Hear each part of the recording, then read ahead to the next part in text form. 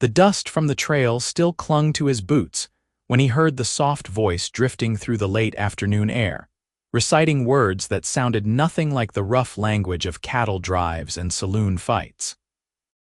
Cole Brennan had been riding for 3 days straight from the northern ranges of Montana Territory, pushing his horse harder than he should have, trying to outrun thoughts that seemed to follow him like shadows across the plains.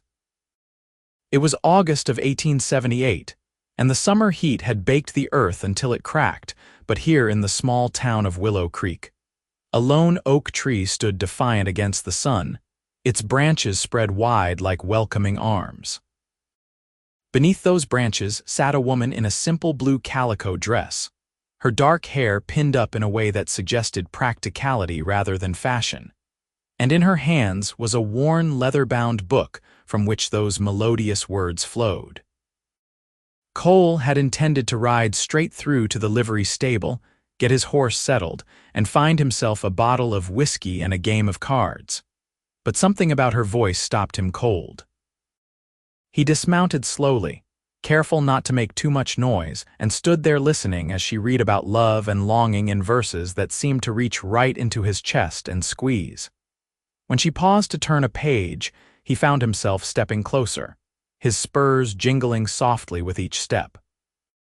She looked up, startled, her green eyes wide with surprise. For a moment they just stared at each other, him with his hat in his hands and her with the book pressed against her chest like a shield. "I apologize for intruding, miss," Cole said, his voice rougher than he intended. "But would you mind reading that again? I was not done listening." Her cheeks flushed pink and she glanced down at the book, then back up at him. "You were listening. Hard not to," he admitted. "Your voice carries real pretty on the breeze." She studied him for a long moment, taking in his dusty clothes, the well-worn holster at his hip, the way his dark hair curled slightly over his collar. He was young, maybe 25 or 26, with blue eyes that held both weariness and something else, something that looked almost like hope. "Most cowboys I know would rather listen to cattle lowing than poetry," she said cautiously. "Most cowboys you know probably have not heard it read the way you read it," Cole replied. He gestured to the ground near the tree. "May I?" She hesitated, then nodded. "I suppose so. But keep a respectful distance." "Yes, ma'am." He settled himself against the trunk of the oak, far enough away to be proper but close enough to hear. "I am Cole Brennan, by the way, just came down from the northern ranges." "Eleanor Hartwell," she said, and there was a slight tremor in her voice that made him think she was not used to talking with strange men under oak trees. "My father runs the general store here in Willow Creek. Pleased to make your acquaintance, Miss Hartwell." Cole set his hat on his knee and leaned back, closing his eyes. "Now, if you would be so kind." Eleanor cleared her throat and found her place in the book again. Her voice was soft at first, uncertain, but as she read, it grew stronger, more confident. The poem was by someone named Keats, about a nightingale and beauty and mortality, and Cole found himself hanging on every word even though he did not understand all of it. What he understood was the feeling behind it, the yearning and the sadness and the desperate grasp at something beautiful before it slipped away. When she finished, he opened his eyes and found her watching him with an expression he could not quite read. "That was something," he said quietly. "Where did you learn to read like that?" "My mother taught me before she passed," Eleanor said. "She was a schoolteacher back in Philadelphia. She believed that poetry could civilize even the wildest frontier. Seems like she might have been right about that." Cole stood slowly, brushing dust from his pants. "Thank you, Miss Hartwell. That was a gift I did not know I needed. You are welcome, Mr. Brennan." She closed the book carefully, running her fingers over the worn leather cover. "Will you be staying in Willow Creek long?" "Depends on whether I can find work," he said. "I am good with horses and cattle, and I can mend fences and fix just about anything that breaks. Figured a town this size might need an extra pair of hands." "The Robertson Ranch is always looking for help," Eleanor offered. "It is about 5 miles west of town. Mr. Robertson is a fair man, pays decent wages. I might just ride out there tomorrow." Cole settled his hat back on his head. Will you be here again, under this tree?" Eleanor's cheeks colored again. "I come here most afternoons when my father does not need me in the store. It is cooler here than anywhere else in town." "Then perhaps I will see you again, Miss Hartwell." Cole touched the brim of his hat and started to turn away, then paused. "What you were rating about beauty and truth being the same thing, you believe that?" She considered the question seriously. "I think I do. I think the truest things in life are often the most beautiful, even when they hurt." Cole nodded slowly. "I will have to think on that." Then he led his horse toward the livery, but he could feel her eyes on his back the whole way down the dusty street. That night, Cole found a room at the boarding house run by a widow named Mrs. Chen, a Chinese woman who had come west with her husband to work on the railroad and stayed after he died in a construction accident. She served him a hot meal of beef stew and cornbread and did not ask too many questions about where he came from or what he was running from. He appreciated that. But when he lay down on the narrow bed that night, staring up at the ceiling with its water stains and cracks, all he could think about was Eleanor Hartwell, and the way her voice had wrapped around those words like they were precious things. He had spent the last 5 years of his life working ranches from Texas to Montana, saving his money and trying to figure out what kind of man he wanted to be. His father had been a drunk and a gambler who had lost everything they owned and then some. His mother had worked herself to death trying to keep food on the table. Cole had sworn he would be different, that he would make something of himself, but so far all he had to show for it was a good horse, a decent saddle, and enough money saved to maybe buy a small piece of land someday. Now, lying in the darkness, he wondered if maybe there was more to life than just surviving.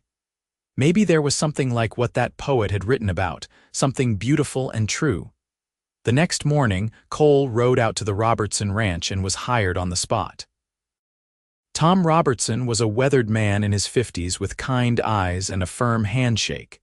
He ran about 300 head of cattle and a dozen horses, and he needed someone who could work hard and not cause trouble. Cole promised he could do both. The work was familiar and satisfying, mending fences in the hot sun, breaking in a young mare that had too much spirit and not enough training, helping move cattle to better grazing. But every day around 3 in the afternoon, Cole found his thoughts drifting back to town, to that oak tree, to Eleanor Hartwell and her book of poetry. It was 4 days before he could take an afternoon off. He rode into Willow Creek with his heart beating faster than it should have, wondering if she would be there, if she would remember him, if she would think him foolish for coming back just to hear her read. She was there, sitting in the same spot, wearing a different dress this time, pale yellow with tiny white flowers. The book was open in her lap, but she was not reading. She was staring out at the street as if waiting for something. When she saw him riding up, her face lit with a smile that made his chest tight. "Mr. Brennan," she called out, "I wondered if you would come back." "I said I would," Cole replied, dismounting and tying his horse to a nearby post. "If the offer still stands, I would surely love to hear more." "It stands." She patted the ground beside her, closer than last time. "I have been reading Byron this week. I think you might like him. He was something of a rebel." Cole settled down next to her, close enough that he could smell the faint scent of lavender that clung to her dress. A rebel poet. "That seems like a contradiction." "Not at all," Eleanor said, her eyes sparkling with amusement. "Some of the greatest rebels have been poets. They fight with words instead of guns." "Words can be powerful," Cole agreed. "I saw a man talked out of a gunfight once, just with the right words at the right time." "Tell me about it," Eleanor said, and he realized she was genuinely interested, so he did. He told her about a standoff he had witnessed in a town called Silver Ridge, where 2 men had been about to draw over a card game until a young preacher had stepped between them and started talking about forgiveness and second chances, and the weight of carrying a man's death on your conscience. The words had been simple but true, and somehow they had cut through the anger and alcohol and hurt pride until both men had backed down. Eleanor listened with her full attention, not interrupting, just nodding occasionally. When he finished, she said, "You see. That preacher was a poet even if he never wrote a verse. He understood the power of the right words." "I never thought of it like that." Cole leaned back against the tree trunk. "Now read me some of this rebel poetry." She read to him about a man who wandered alone through the world, about love and loss and the beauty of wild places. Her voice rose and fell with the rhythm of the words, and Cole found himself not just listening but feeling each line in a way he had never felt anything before. When she finished, he was quiet for a long moment. Then he said, "Did you always love poetry, or did your mother teach you that too?" "Both," Eleanor said softly. "When I was a little girl, my mother would read to me every night before bed. Not children's stories, but real poetry, the kind that makes you see the world differently. After she died, when I was 12, reading her books was the only way I could still feel close to her." "I am sorry about your mother," Cole said, and he meant it. "Losing a parent young, that is a hard thing. You sound like you know something about it." "My mother died when I was 17, worked herself to death trying to make up for my father's failings." Cole pulled up a piece of grass and twisted it between his fingers. "After she passed, I left home and never looked back. Been working ranches ever since." "Do you like it?" "The ranch work?" Cole considered the question. "It is honest work and it keeps me moving, but I cannot say I have ever felt settled anywhere, if that is what you mean." "What would make you feel settled?" Eleanor asked, and there was something in her voice that made him look at her directly. Their eyes met and held. She was pretty, he had noticed that right away, but sitting this close he could see that she was more than pretty. There was intelligence in her eyes and kindness and a loneliness that probably matched his own. "I do not rightly know," he admitted, "but I think I will know it when I find it." They sat in comfortable silence for a while, watching the town go about its business. A wagon rolled past loaded with supplies. Children ran down the street chasing a dog. An old man swept the boardwalk in front of the saloon. "How old are you, Miss Hartwell?" Cole asked suddenly. 22, she replied. "And you?" 26 as of last month. "That makes you practically ancient," she teased, and he was delighted to see a playful glint in her eyes. "Ancient and weary," he agreed with mock solemnity. "I will probably need a cane by winter." Eleanor laughed, a bright sound that made several passers-by turn their heads. "I think you have a few good years left in you yet, Mr. Brennan." "Call me Cole," he said. "Mr. Brennan makes me sound like my father, and I would rather not be anything like him." "Then you must call me Eleanor." She closed her book and stood, brushing dust from her skirt. "I should get back. My father will be wondering where I am." Cole stood as well. "May I walk you to the store?" "I would like that." They walked slowly through the afternoon heat, Cole leading his horse and Eleanor carrying her book.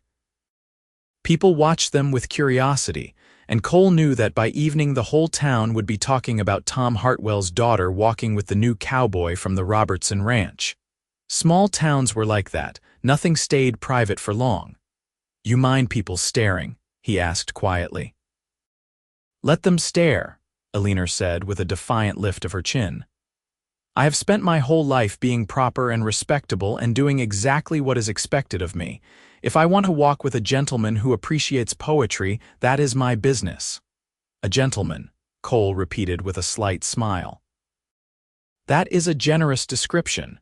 You have been nothing but respectful and kind," Eleanor pointed out.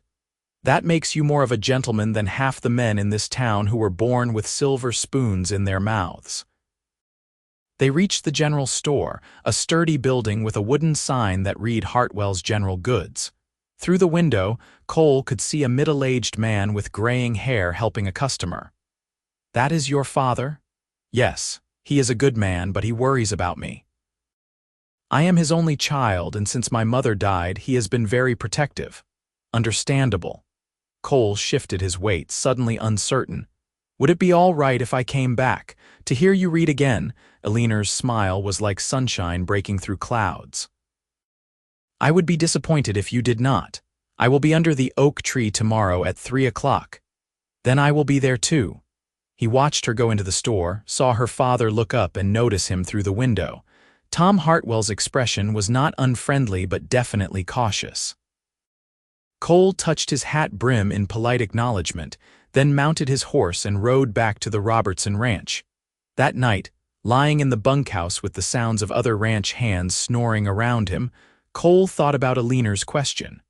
What would make him feel settled? He had been running for so long, always moving from one place to the next, never letting himself get attached to anything or anyone. But maybe, just maybe, a dark-haired woman who read poetry under an oak tree could be reason enough to stop running. The next afternoon, Cole finished his work early and rode into town with his hair slicked back and his best shirt on. It was not much, just a blue cotton shirt with all its buttons intact, but it was clean and it did not smell like horses and sweat. Alina was already under the oak tree, and when she saw him, her whole face brightened in a way that made something warm unfurl in his chest. "You look nice," she said as he settled down beside her. "Figured I should make an effort," he replied. "A man does not get to spend time with a lady like you without at least trying to look presentable." "A lady like me," Alina repeated softly. "You know, most of the men in this town think I am strange, too educated, too opinionated, too interested in things that do not matter."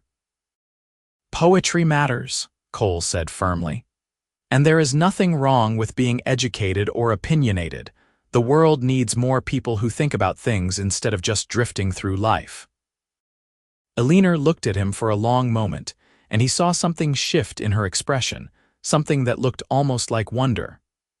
"How is it that a cowboy drifter understands me better after a few days than people I have known my whole life?" "Maybe because I know what it is like to feel like you do not quite fit anywhere," Cole said honestly. "And maybe because when I listen to you read, I feel like I am finally hearing something true." She reached out and touched his hand just briefly, but it sent electricity through his whole body. "What are we doing, Cole?" "I do not know," he admitted, "but I know I want to keep doing it. My father is going to ask about you soon. He has already noticed you riding into town." "What will you tell him?" Alina smiled. "That I have made a friend who likes poetry. That he is a hard-working cowboy from the Robertson ranch. That he is kind and respectful and makes me laugh." "All true things," Cole said. "But will your father think I am good enough for his daughter?" "I do not care what he thinks about that," Alina said, and there was a fierceness in her voice that surprised him. "I am not a child. I am a grown woman and I can choose my own friends and more than friends if I want to." "More than friends," Cole repeated, his heart beating faster. "Is that what you want?" Instead of answering directly, Alina opened her book. "Let me read you something. It is by Elizabeth Barrett Browning. She wrote these poems for the man she loved, even though her father disapproved and society thought they were an impossible match. She read about love that reached to the depth and breadth and height of a soul, about loving with breath and smiles and tears." Her voice trembled slightly on some of the lines, and Cole knew she was not just reading words from a page. She was telling him something important, something she might not be brave enough to say without the poet's words to hide behind. When she finished, he said quietly, "That is how you want to be loved." "Yes," she whispered, "and that is how I want to love completely, without holding back." Cole took a deep breath. "Alina, I do not have much to offer. I have been saving money, and someday I hope to have my own land, my own place. But right now I am just a ranch hand earning $30 a month and sleeping in a bunkhouse." "I do not care about money," she said firmly. "My father has money, and all it has bought him is a big empty house and a lonely life. What I want is someone who sees me, really sees me, not just the storekeeper's proper daughter. I want someone who understands why words matter, why beauty matters, why feeling things deeply is not a weakness but a strength." "I see you," Cole said, and he reached out to take her hand properly this time. "I see a woman who is brave and smart and beautiful, who makes the world feel less lonely just by being in it.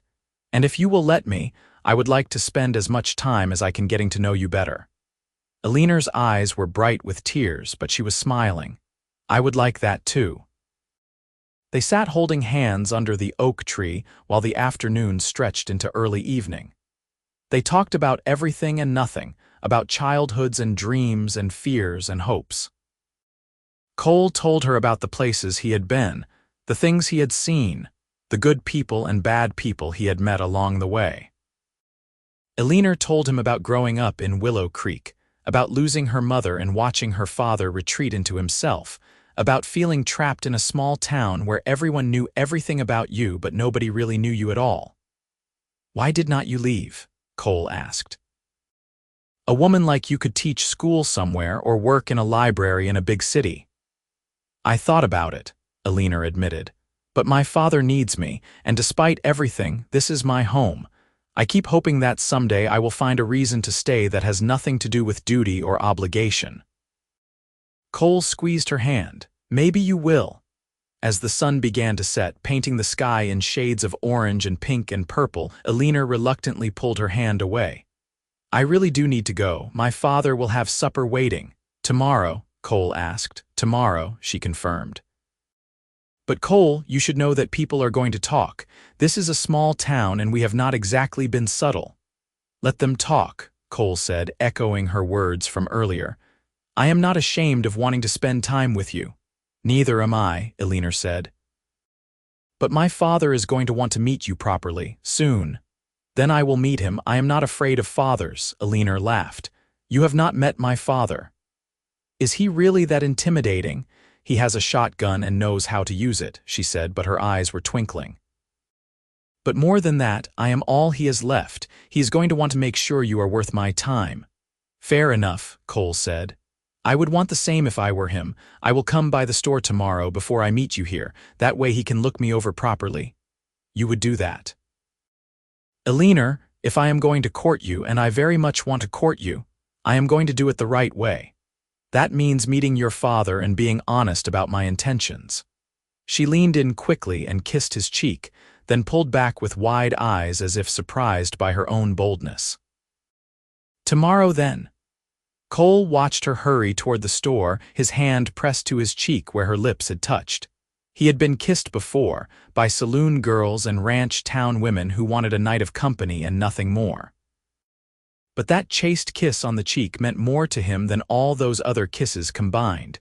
The next morning, Cole asked Tom Robertson if he could have a few hours off in the afternoon. Robertson, who was no fool, gave him a knowing smile. "This about the Hartwell girl?" "Yes, sir," Cole admitted. "I want to meet her father properly." "Tom Hartwell is a good man," Robertson said. "Lost his wife some years back and has been raising that girl on his own.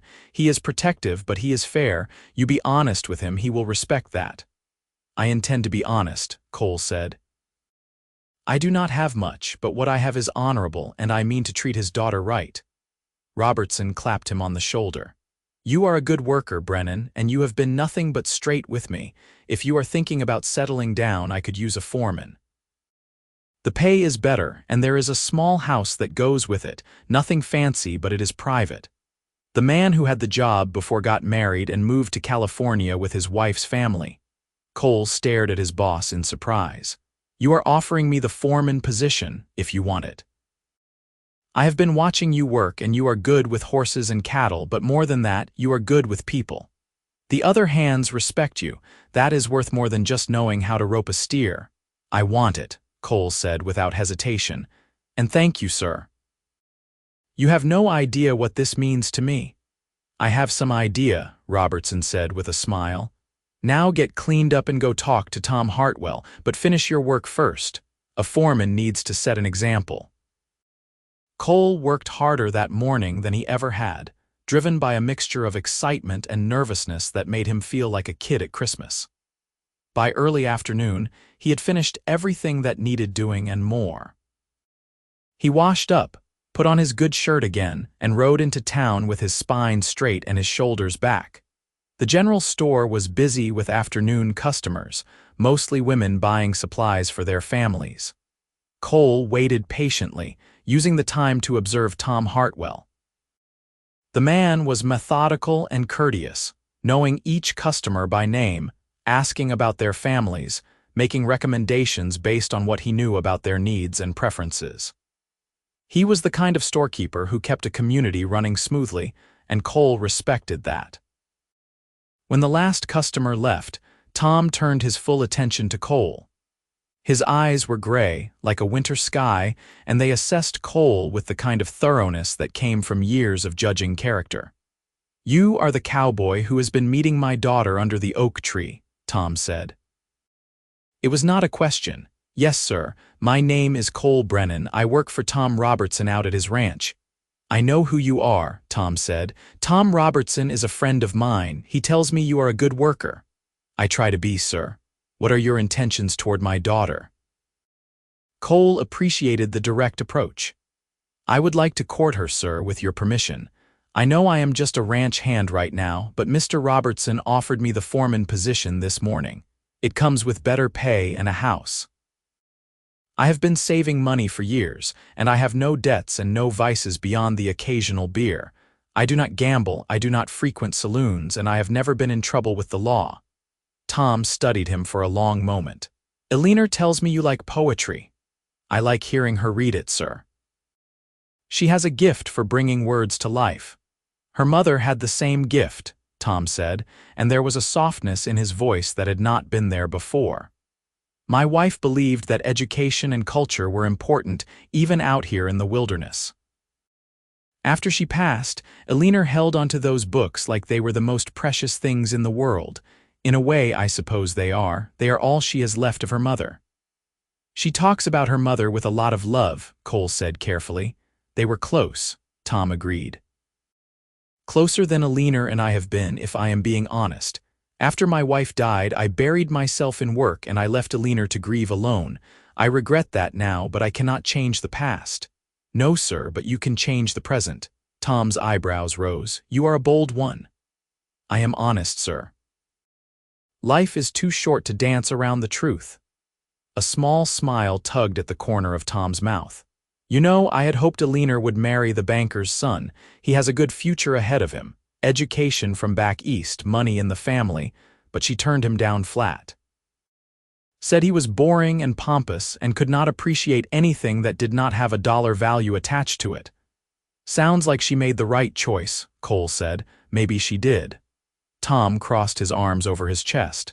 "Here is the thing, Brennan. My daughter is smart and strong-willed and too good for most men in this town. She deserves someone who will appreciate her mind as much as her face, someone who will encourage her to be herself, instead of trying to fit her into some mold of what a wife should be.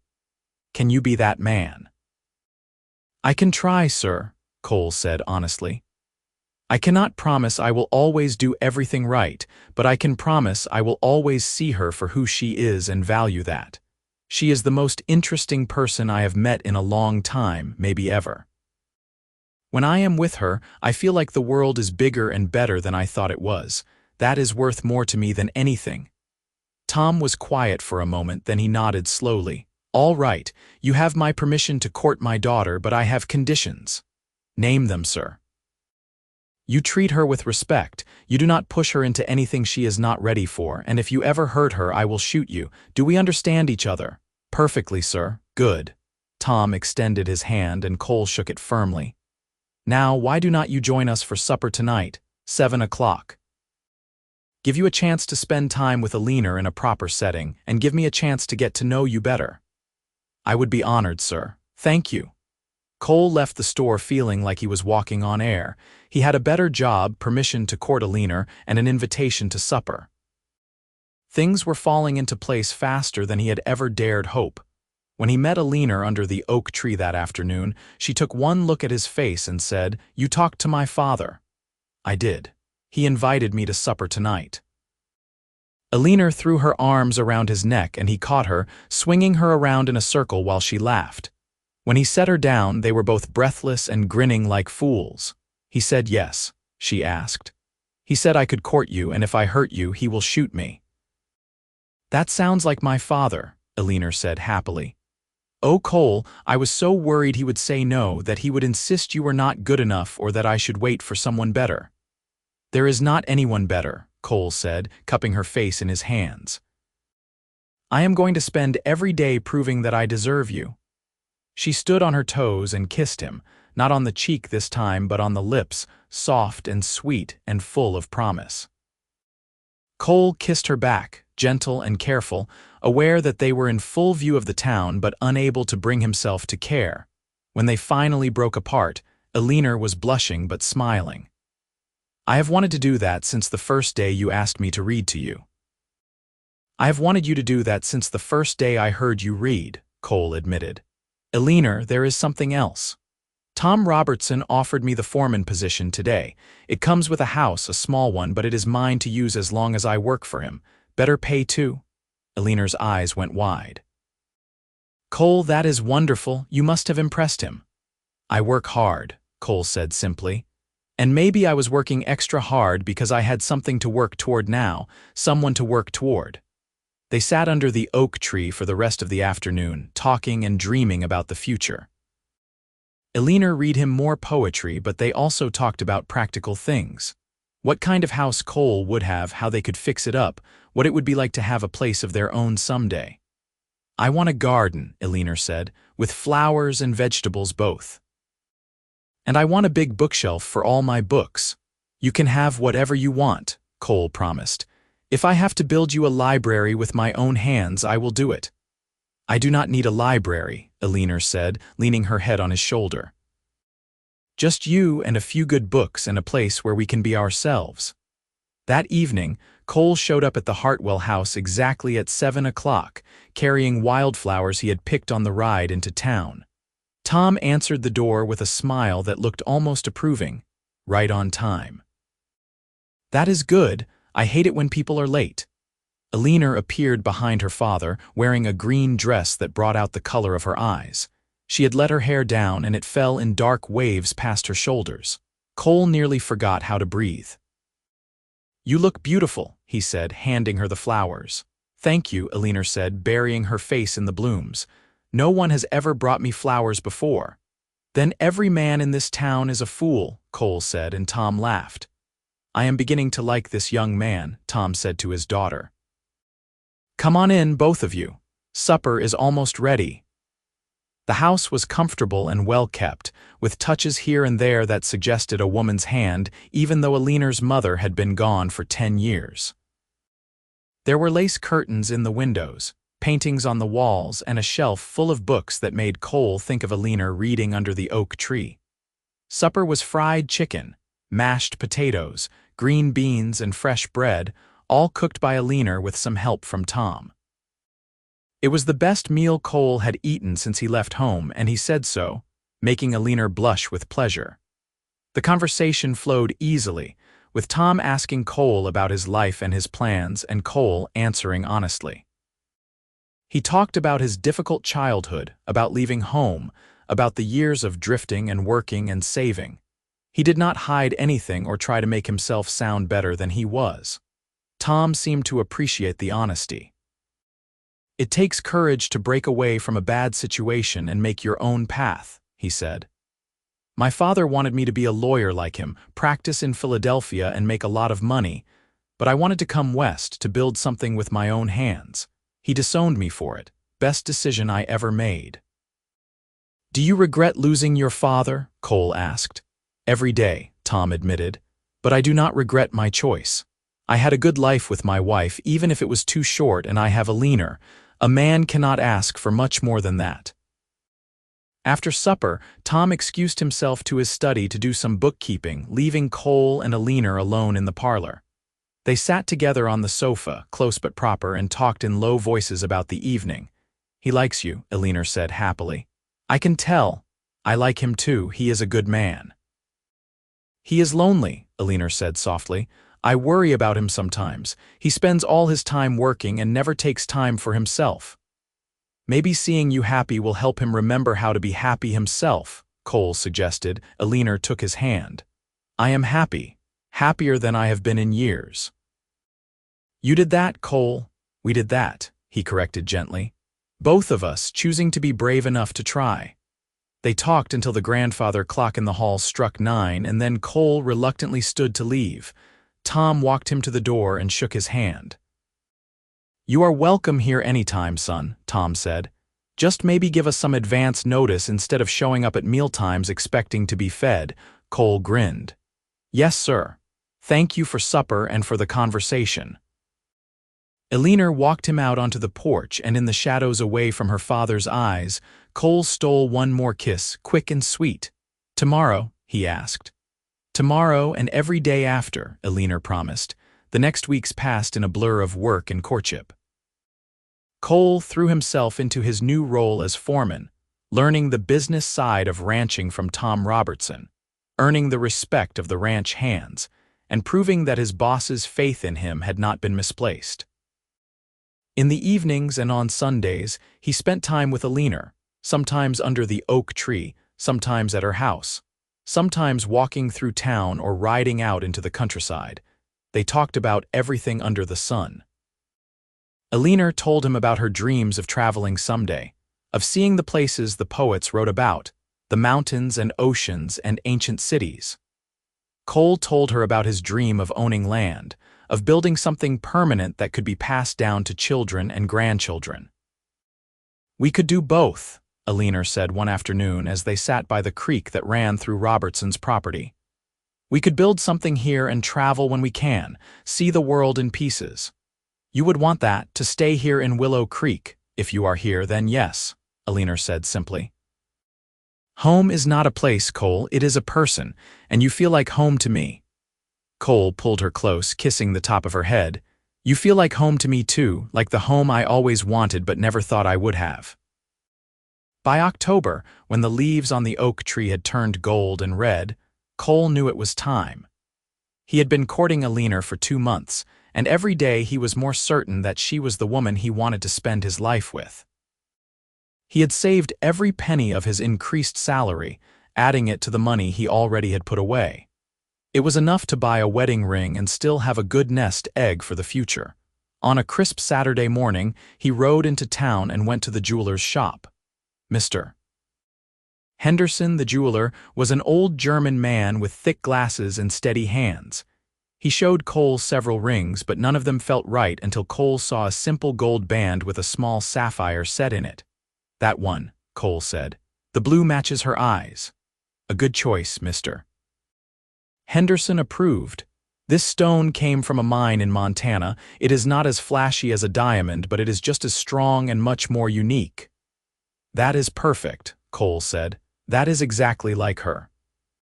He paid for the ring and carried it out of the shop in his pocket, feeling its weight like a promise.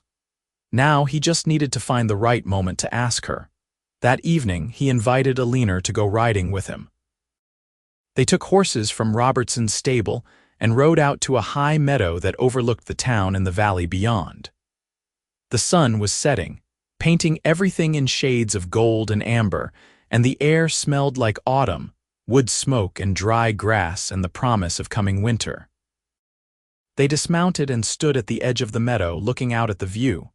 Cole's heart was pounding so hard he thought it might break through his ribs. "Eleanor," he said, and his voice came out rough. He cleared his throat and tried again. "Eleanor, I have something I need to say to you." She turned to face him and the light caught in her hair, turning it to fire. "What is it?" Cole took both her hands in his.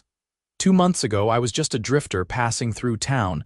I had no plan to stay, no reason to think anything would change. But then I heard you reading poetry under that oak tree, and everything shifted. You shifted something inside me that I did not even know was broken." Tears were already forming in Eleanor's eyes, as if she knew what was coming. "You are the smartest, bravest, most beautiful woman I have ever known," Cole continued. "You make me want to be better, to build something that matters, to stop running and start living. I do not have much to offer you yet, just a foreman's salary and a little house and a lot of dreams. But if you will have me, I promise I will spend the rest of my life making sure you never regret choosing me." He dropped to one knee in the grass, pulling the ring from his pocket. "Eleanor Hartwell, will you marry me?" Eleanor was crying openly now, but she was also smiling, and her answer came without hesitation. "Yes. Yes, Cole, I will marry you." Cole slipped the ring onto her finger, and then he stood and pulled her into his arms, kissing her with all the emotion he had been holding back for weeks. She kissed him back just as passionately, her fingers tangling in his hair, both of them laughing and crying at the same time. When they finally broke apart, Alina held up her hand to watch the sapphire catch the last rays of sunlight. "It is beautiful. It is perfect."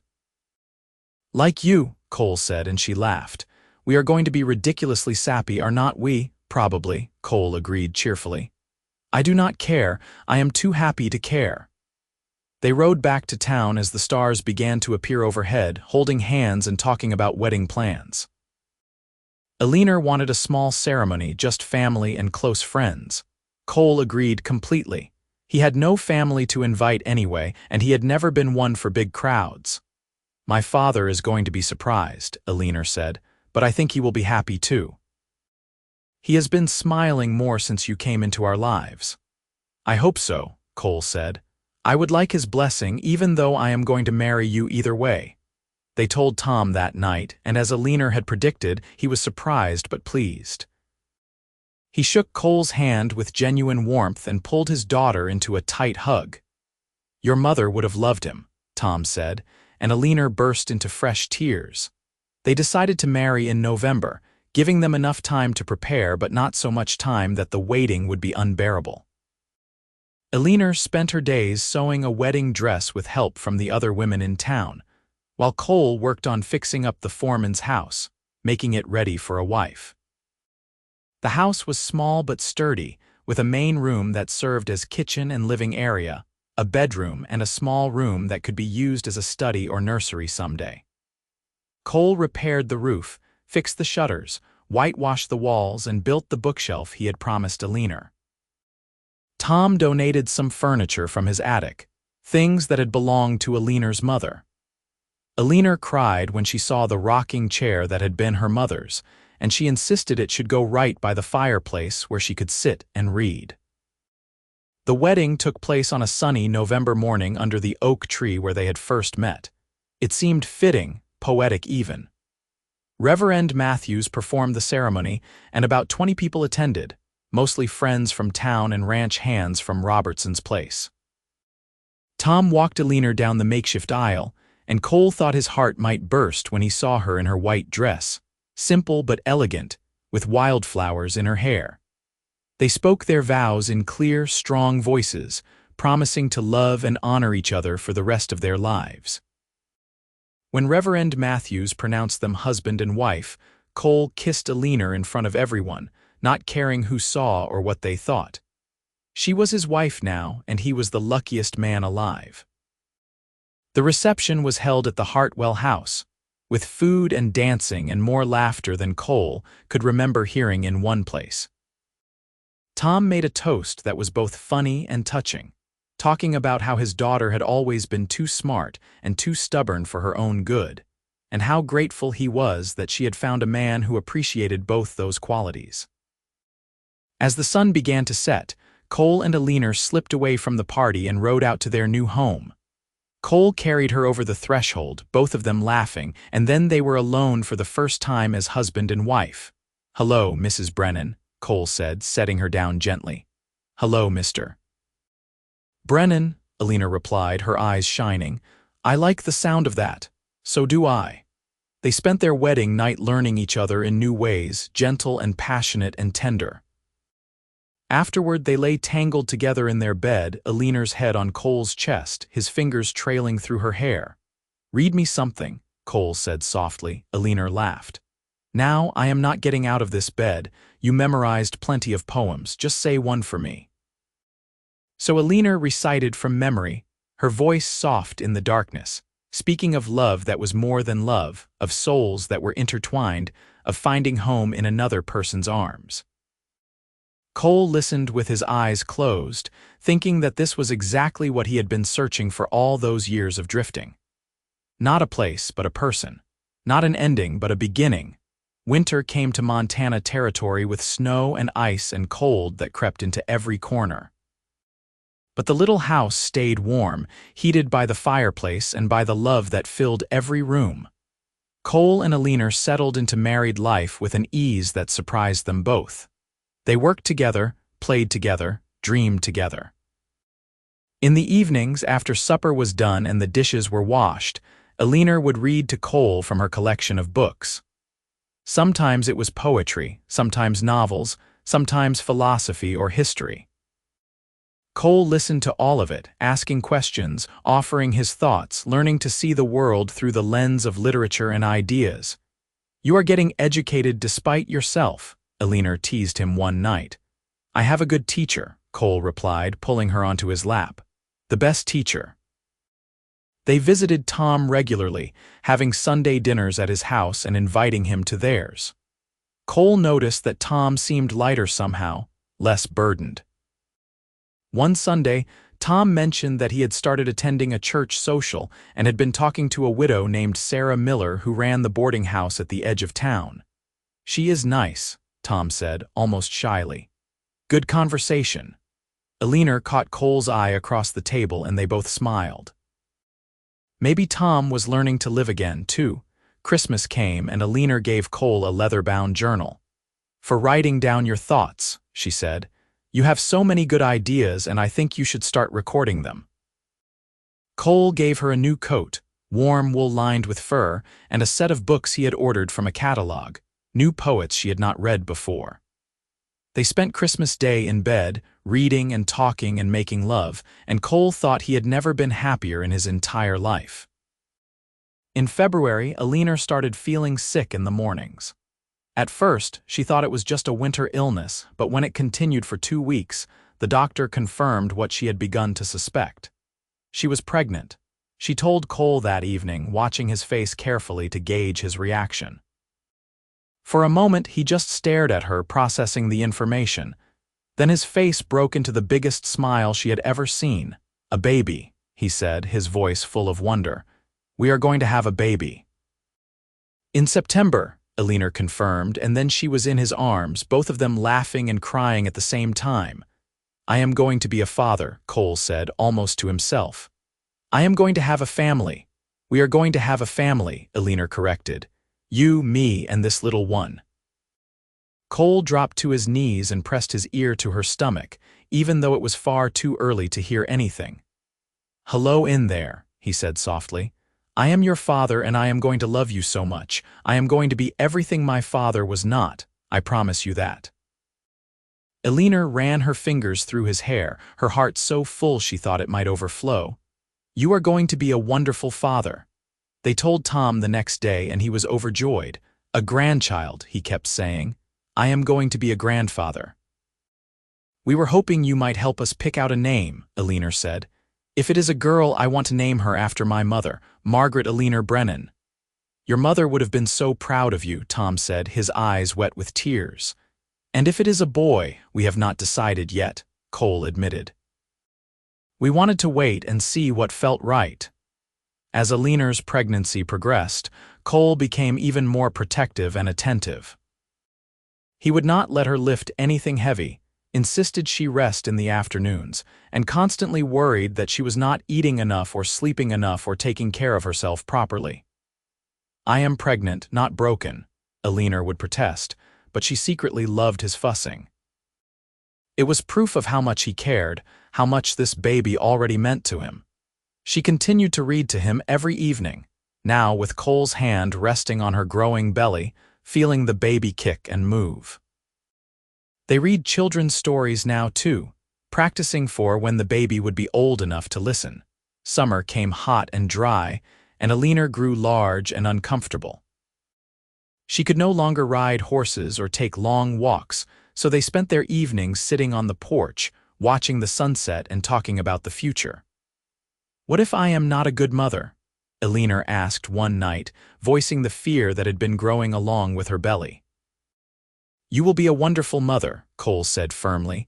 "You are kind and patient and smart and loving. What more could a child need?" "But I did not have my mother very long. What if I do not remember enough? What if I do things wrong?" Cole took her hand.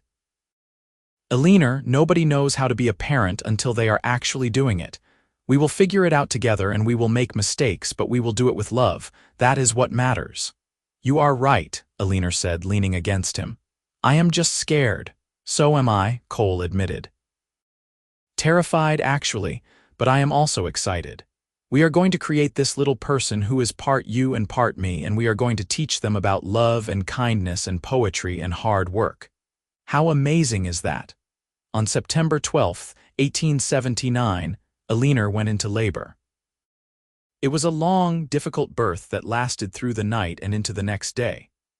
Cole stayed by her side the whole time, holding her hand, wiping her forehead, telling her she was strong and brave and he loved her more than anything.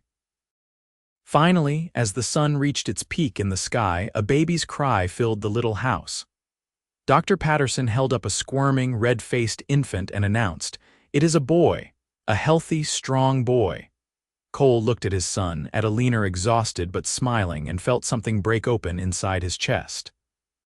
This was his family. His wife, his child, his home.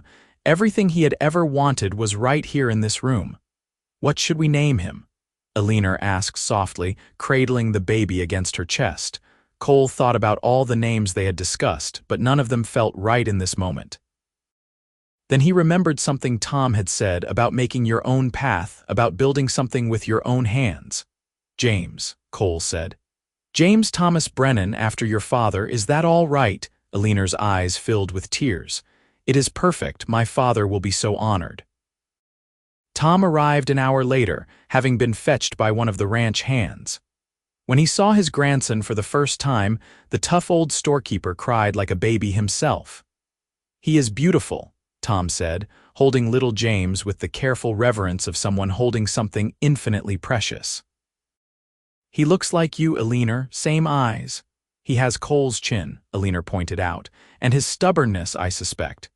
"That will serve him well in life," Cole said, sitting on the edge of the bed and putting his arm around his wife. "Stubbornness and poetry, that is a good combination." The first months of parenthood were exhausting and wonderful and terrifying all at once.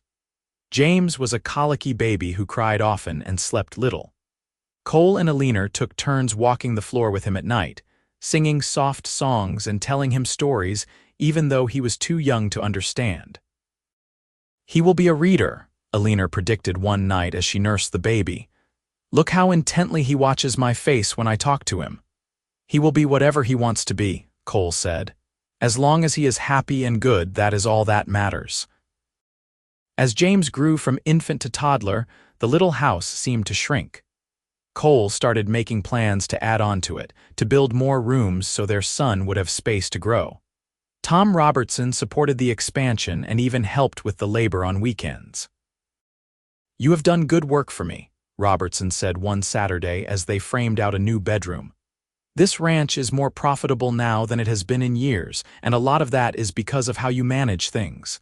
I want you to know I appreciate it." "Thank you, sir," Cole said. "I appreciate you giving me the chance.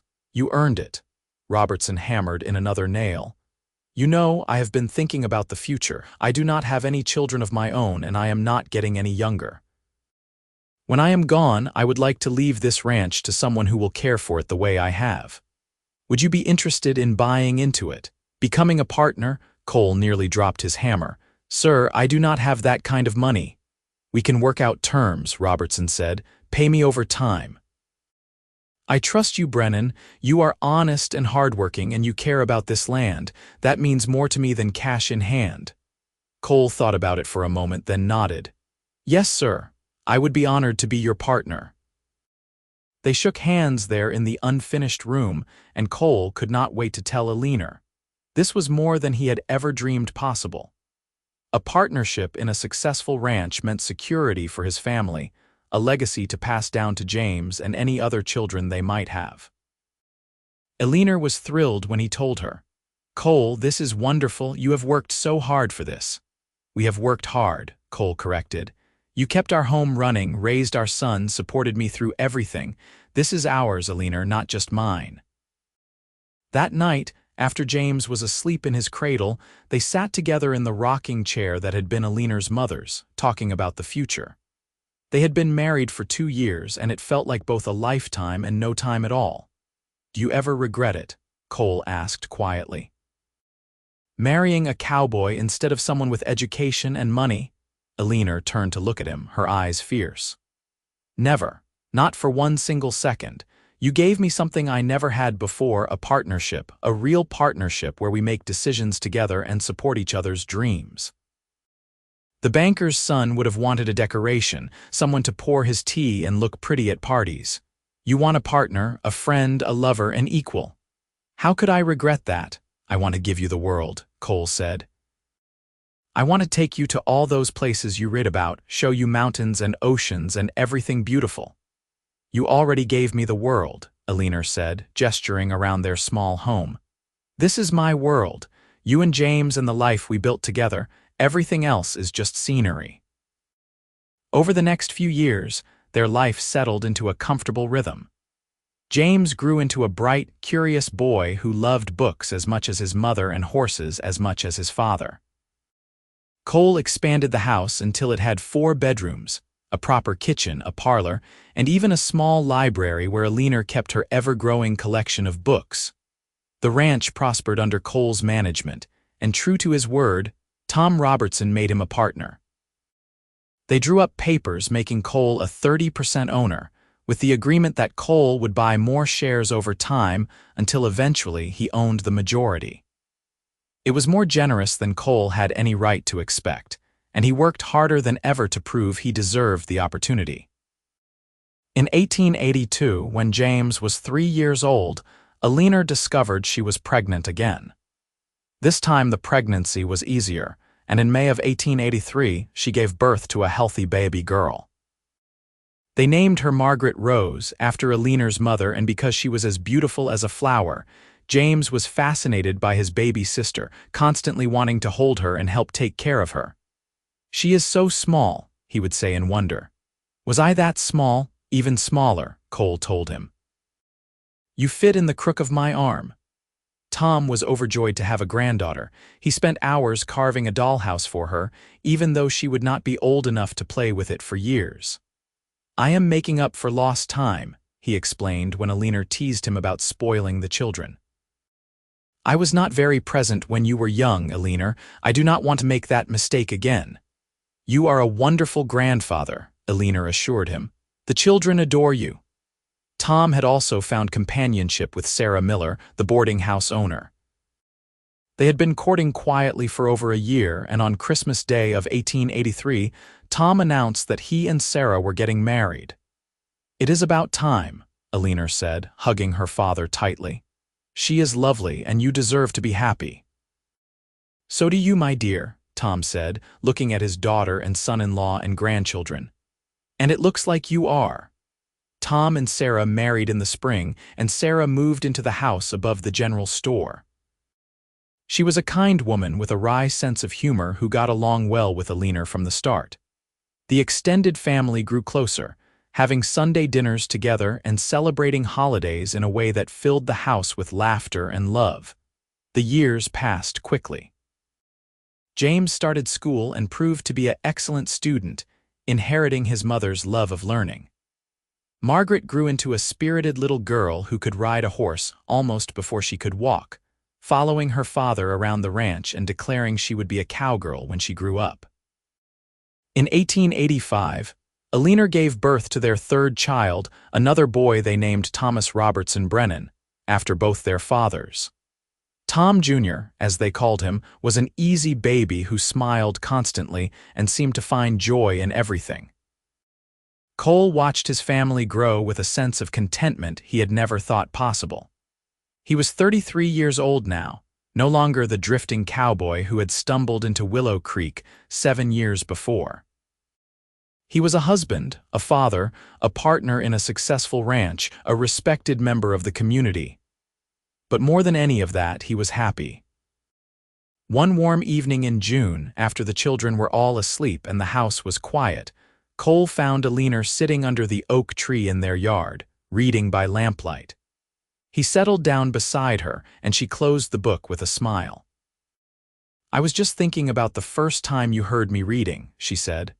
Right here under an oak tree, though not this one. Best day of my life, Cole said. Well, best day until our wedding, and until James was born, and Margaret, and Tom Jr. Alina laughed. So you have a lot of best days. I have a lot of good days, Cole corrected. Every day with you is good, They sat in comfortable silence for a while, listening to the night sounds, the chirp of crickets and the distant call of an owl. Then Alina said, "Cole, do you remember what you asked me once, about what would make you feel settled?" "I remember." "Have you figured it out yet, what the answer is?" Cole looked back at their house, at the windows glowing with warm light, at the evidence of the life they had built together. "Yes," he said, "the answer is you. You and our children and this place we made together. That is what makes me feel settled. That is what feels like home." Alina took his hand. "Read me something?" "I do not have a book," Cole protested. "You do not need one. You have memorized enough poetry by now. Read me something from memory." So Cole did. Haltingly at first, then with more confidence, he recited verses about love and devotion, about finding beauty in ordinary things, about the courage it takes to stop running and start living.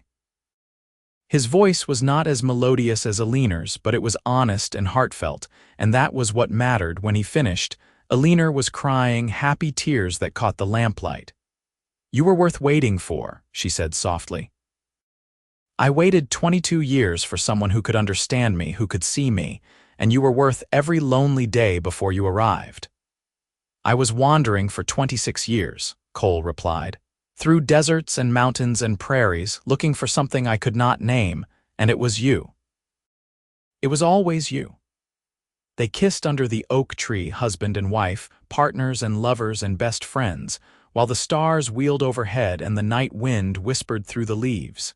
The years continued to pass, marked by birthdays and anniversaries and the small moments that make up a life. James grew tall and serious, with his mother's intelligence and his father's quiet strength. At 16, he announced he wanted to go to university back east and study literature. "You should go," Cole told him, even though the thought of his son leaving made his heart ache. "Follow your dreams wherever they lead." "But the ranch," James protested. "I thought you would want me to take over someday." "I want you to be happy," Cole said firmly. "If the ranch makes you happy, you will come back to it. If not, we will figure something else out. Your happiness matters more than any land or cattle." Margaret, at 13, declared she had no interest in leaving Montana. She wanted to stay and run the ranch when she was old enough, to breed horses and raise cattle and live under the big sky. Cole suspected she would do exactly that. Tom Jr., at 10, was still figuring out what he wanted. He liked school well enough but loved being outdoors more. He had a gift for making friends and solving problems, and Cole thought he might end up in politics someday, or maybe running a business. In the summer of 1890, Tom Robertson died peacefully in his sleep at the age of 72.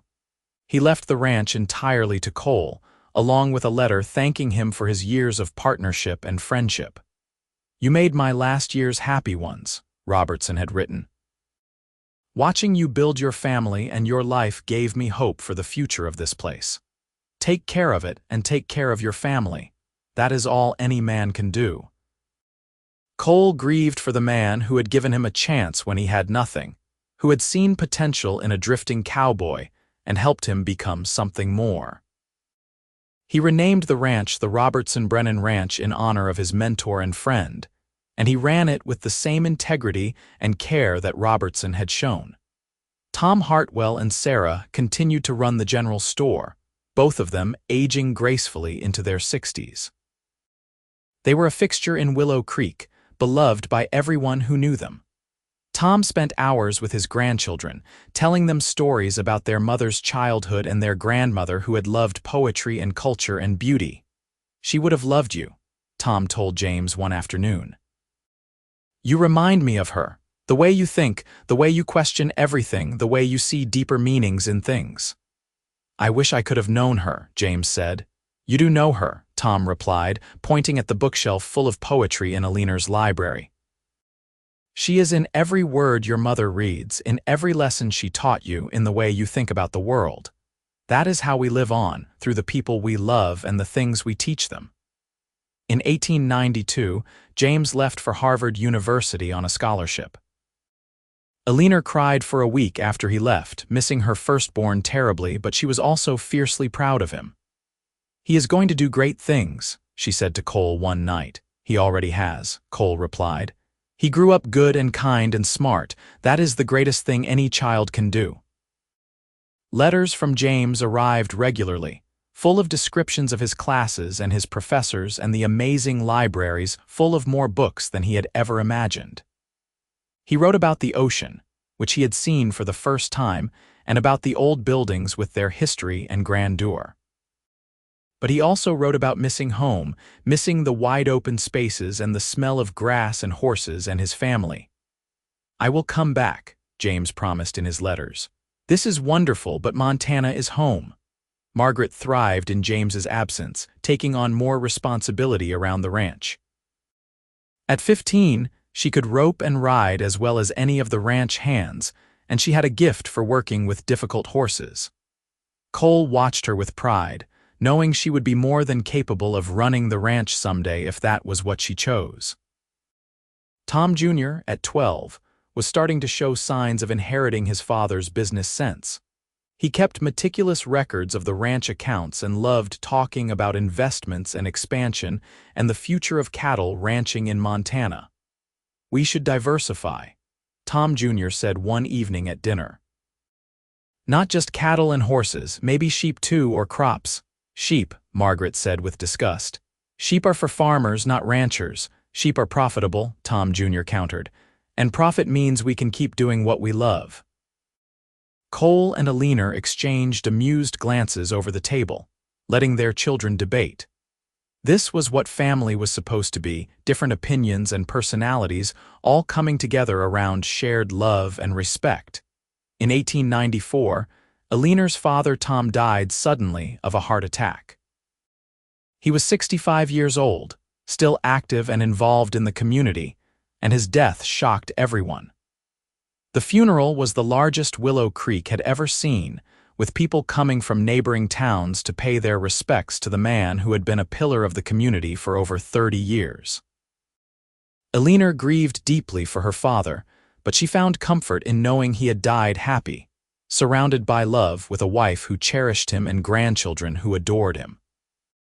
She inherited the general store, and after much discussion, she and Cole decided to sell it to a young couple just starting out. Sarah moved into a small house near the ranch so she could be close to family. "Your father would be proud of you," Cole told Alina one night as they lay in bed. "You have built a good life, raised good children. That is what he wanted for you." "I could not have done it without you," Alina said. "You gave me the courage to be myself, to want more than just duty and obligation. You taught me what love really means." "You taught me that too," Cole said, pulling her close. "Before you, I did not know love could be like this, comfortable and exciting at the same time, safe but also adventurous. We make a good team, the best team." In 1895, James graduated from Harvard with honors and returned to Montana. He brought with him a young woman named Alice, a professor's daughter from Boston, who had fallen in love with both James and his descriptions of the West. "I know she is from the city," James said nervously when he introduced Alice to his parents. "But she wants to learn. She wants to be part of this life." Alice proved herself quickly, embracing ranch life with enthusiasm and determination. She learned to ride, to help with cattle, to cook on a wood stove, and to appreciate the vast emptiness of the Montana sky. Alina liked her immediately, recognizing in Alice the same courage it took to choose an unconventional life. James and Alice married in 1896 under the same oak tree where Cole and Alina had married 18 years before. It was a circle completing itself, love repeating across generations. "Your mother would have loved this," Cole said to Alina as they watched their son and new daughter-in-law dance. "She would have," Alina agreed. "She believed in love matches, in choosing with your heart instead of your head." Margaret, at 18, showed no interest in marriage yet. She was too busy with the horses, building a reputation as one of the best horse trainers in the territory. People came from miles around to have her work with their difficult animals, and she charged good money for her skills. Tom Jr., at 16, had started courting the daughter of a neighboring rancher, a sensible girl named Ruth, who shared his interest in business and planning for the future. Cole, now 43 years old, sometimes looked at his life with a sense of wonder. From a drifting cowboy with nothing to his name, he had built this. A thriving ranch, a wife he loved more every day, 3 successful children, a place in a community, a legacy that would outlast him. One evening in the late summer of 1897, Cole and Alina sat on the porch of their home, watching the sun set over their land. They did this often now, stealing quiet moments together while they still could. The house was emptier with James married and living in town where he had opened a bookstore, and Margaret spending more time at the various ranches where she worked with horses. "You remember the day we met?" Cole asked, not for the first time. "Every detail," Alina said, also not for the first time. This was their ritual, this remembering. "You were reading poetry under an oak tree, and you were covered in trail dust. I asked you to read it again." "And I did," Alina smiled. "I have been reading to you ever since." "Read to me now," Cole said, and Alina did not need to ask what he wanted to hear. She recited from memory the Elizabeth Barrett Browning poem she had read to him that second day, about love that reaches to the depth and breadth and height of a soul. When she finished, Cole said, "That is how I love you, with my whole soul for all of my life." "I know," Alina said softly. "I have always known." They sat holding hands as darkness fell, 2 people who had found each other against all odds and built something beautiful. Inside the house, Tom Jr. was studying for his exams, already planning for the university education he would start the following year. In town, James and Alice were building their life together, talking about starting a family of their own. Somewhere out there under the stars, Margaret was probably sleeping in a barn near whatever ranch she was working at, exhausted and happy and doing exactly what she loved. This was happiness, Cole thought. Not the absence of problems or challenges, but the presence of love and purpose and people who mattered. This was what he had been riding toward all those years ago when he heard a voice reading poetry and decided to stop running. "Thank you," he said to Alina. "For what?" "For reading to me that day, for letting me stay and listen, for taking a chance on a dusty cowboy with nothing but dreams." "Thank you for asking me to read again," Alina replied, "for hearing something in my voice that made you want to stay. For seeing me when everyone else just saw the storekeeper's daughter." They went inside eventually, drawn by the need for sleep and the promise of another day tomorrow. Their life was not perfect. They had faced struggles and sorrows, loss and disappointment.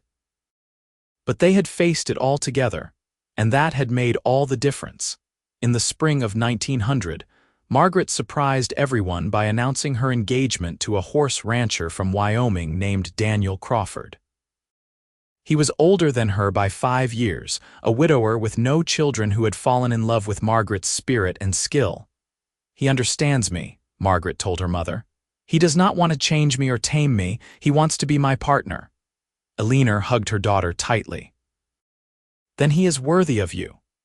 Margaret and Daniel married in May and moved to Wyoming where they planned to start a breeding program for working horses. It was hard to see her go, but Cole and Alina knew she would thrive. Tom Jr. did go to university, studying business and economics. He came back every summer to help with the ranch, and after graduation, he returned permanently, ready to help his father manage the growing operation. He and Ruth married in 1902 and built a house on the eastern edge of the ranch property.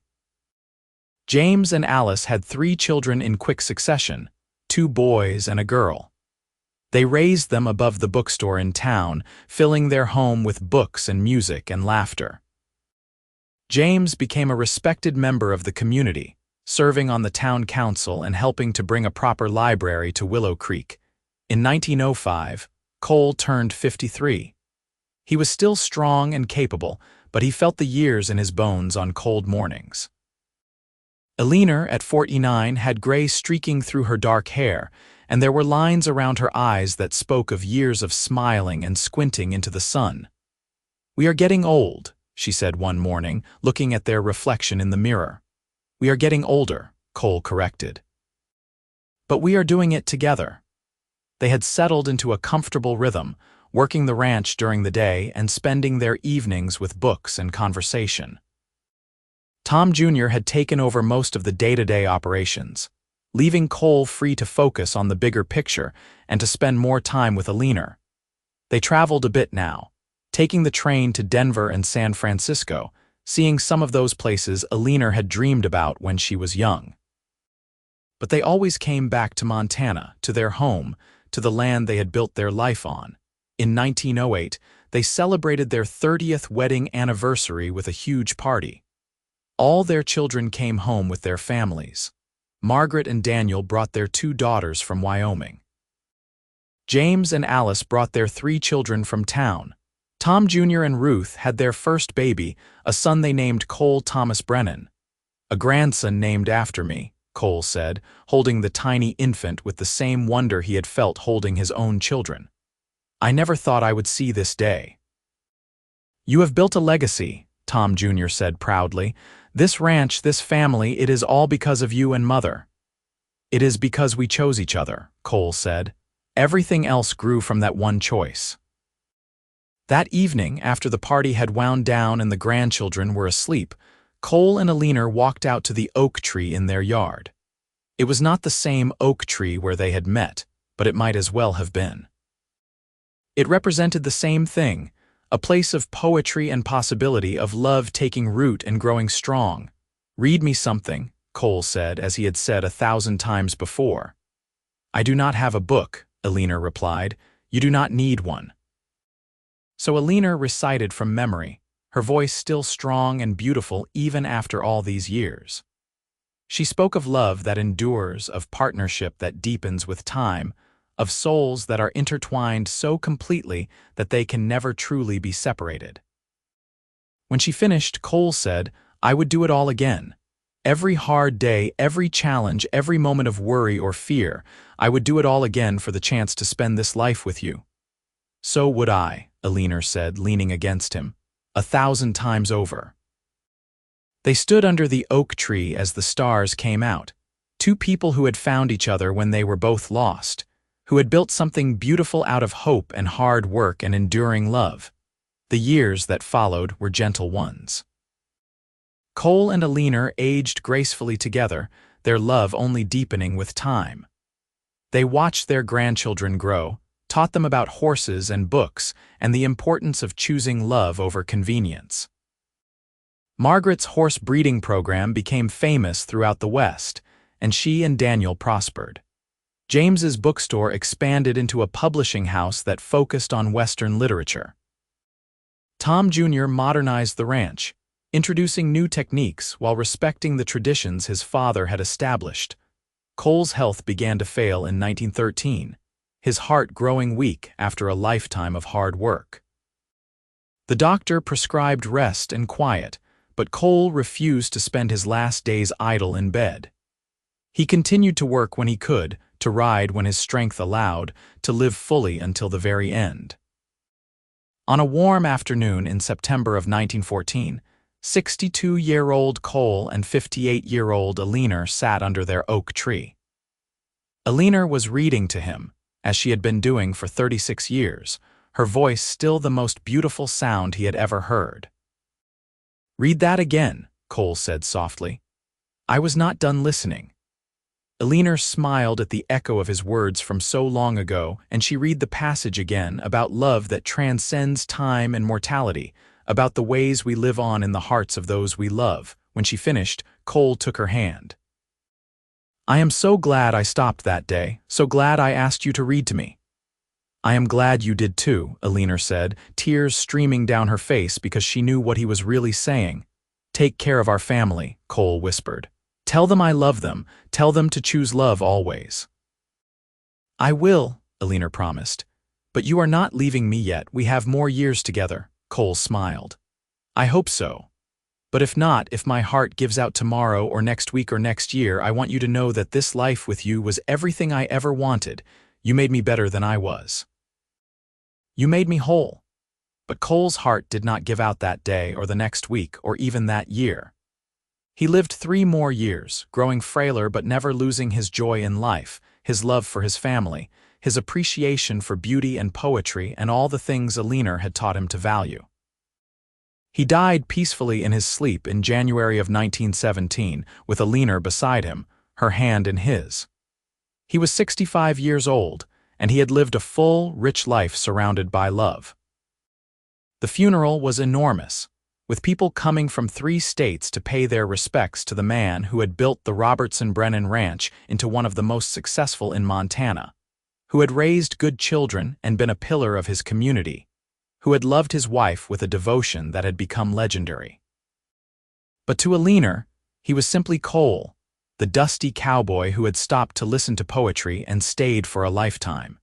She lived another 10 years without him, still reading every day, still teaching her grandchildren and great-grandchildren about the power of words and the importance of love. She told them the story of how she met their grandfather, about the day he asked her to read again because he was not done listening. "That is how you know it is real love," she would tell them. "When someone wants to hear your voice, really hear it, not just the words but the meaning behind them. When someone sees you for who you really are and loves you not in spite of your uniqueness, but because of it." Alina died in the spring of 1927 at the age of 71. She was buried next to Cole under an oak tree they had planted years ago, one that had grown tall and strong, its branches spreading wide to provide shade for future generations. At the funeral, James read from the Elizabeth Barrett Browning poems that had meant so much to his parents. Margaret spoke about her father's kindness and her mother's strength. Tom Jr. talked about the legacy they had built together, not just in land and cattle but in love and family. And all around them were the fruits of that legacy. Children and grandchildren and great-grandchildren, people who carried forward the lessons Cole and Alina had taught through their example. That love matters more than money. That partnership is more valuable than possession. That the bravest thing you can do is stop running and build a life with someone who sees you, really sees you, and chooses you anyway. The Robertson-Brennan Ranch continued to thrive for generations, passed down through the family, each generation adding their own chapter to the story while honoring the foundation that Cole and Alina had laid. The oak tree where Alina used to read, and where Cole had first stopped to listen, became a family landmark, a place where weddings were held and proposals were made and stories were told. And sometimes, on quiet afternoons when the wind was just right, you could almost hear a voice reading poetry, soft and melodious, and another voice saying, "Read that again. I was not done listening." It was a love story that had started with words and had been built on words, on listening and understanding and seeing each other truly. It was a love story that had overcome poverty and prejudice and the hard realities of frontier life. But most of all, it was a love story that had endured, not just in the lifetime of the lovers but in the lives they had touched, the family they had created, the legacy of love they had left behind. Cole had been a cowboy drifter with nothing but dreams. Alina had been a storekeeper's daughter longing for someone who understood her soul. Together, they had built something that lasted far beyond their mortal lives, a testament to the power of stopping, of listening, of choosing love over fear, of finding home not in a place but in another person's heart. And that, in the end, was the truest poetry of all.